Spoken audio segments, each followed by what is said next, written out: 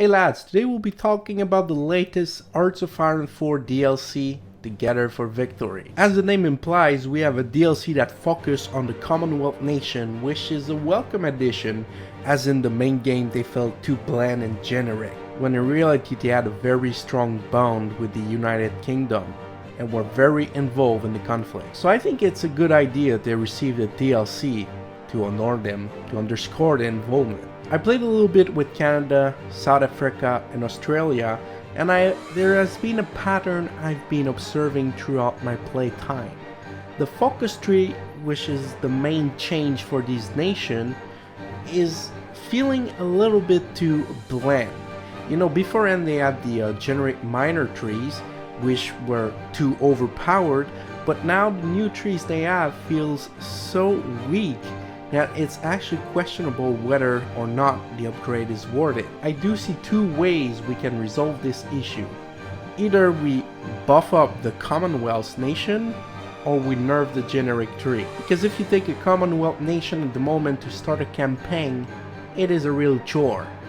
I mean, any minor nation just feels so much more powerful than these Commonwealth nations. And that is not good when you're trying to sell a DLC for them. Also, through my limited play time with the nations, I haven't noticed any event chains, specific arts, or even musics for the new nations, which is a bit a letdown, but hopefully it's just because I haven't gotten across any of them yet.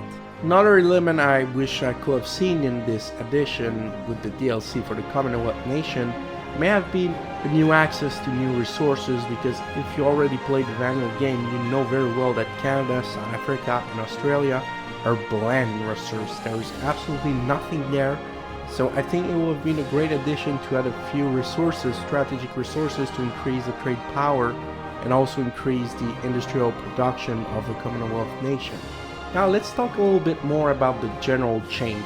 There is the new land battle log, which is an extremely welcome feature, as it gives us a better insight in the logistic of a war and allow us for a quick glance at the efficiency of our troops and how well we're performing in this battle. There is also the Spirit Battle comment that I found very useful. Actually, I don't think I've used any other comments since I've started using that one, so that's a very nice feature.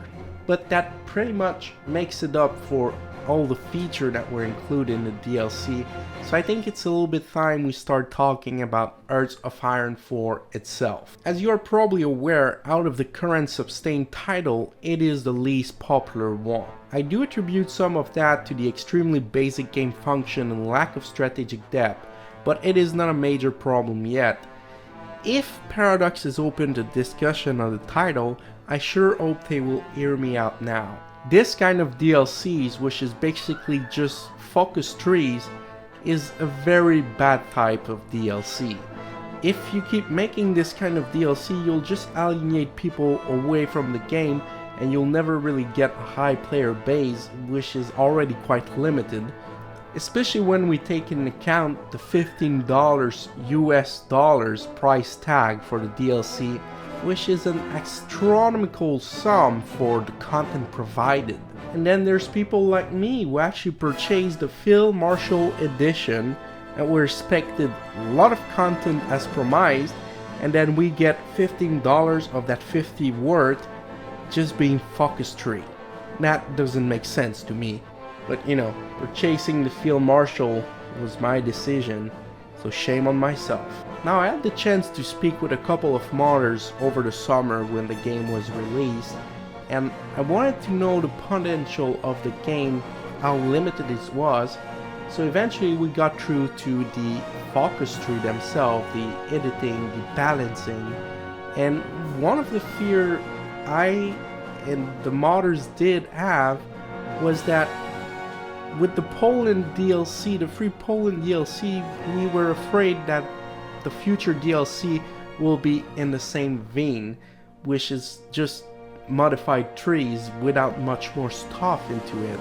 I understand that balancing and fine-tuning nation trees is hard and long work, but we already had skepticism judging from the free Poland DLC. We were afraid that this will be the path taken to generate cash grabs from gullible people just like me, and this is exactly what's happening at this point, Paradox.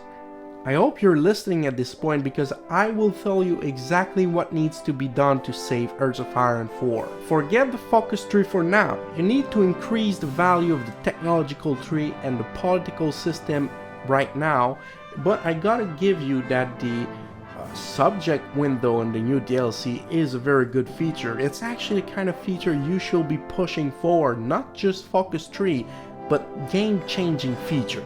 There is also the AI system, which is cruelly lacking support at the moment, especially when you consider that modders were able to fix a lot of the bugs with the system and the development team cannot. It seems like there is a problem there.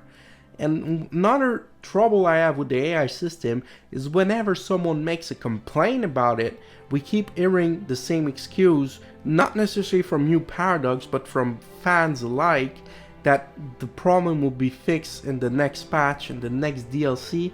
Well, we are there right now, and the core problems of the AI is still present.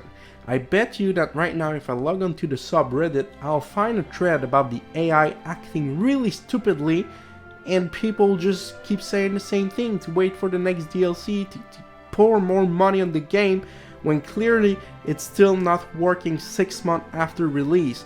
Are we supposed to be beta tester? I don't know anymore. And there's other points that I feel need urgent work right now. The supply system is a farce right now, a real joke. There's also the airplanes and the naval system that needs a complete rework on the game, because in the current installment, the current way it's working, it's completely broken. Now, I am not a programmer, so I fully ignore the implication and the complexity of changing the systems. But there's one thing I can guarantee you as a commentator, and it is that if we get another Focus Tree DLC, you will sink that flagship with no survivors at all. But you know, I only have 300 subscribers, so it's not like my opinion fucking matters at all. And if you're watching this, you should maybe subscribe and watch more. See you next time.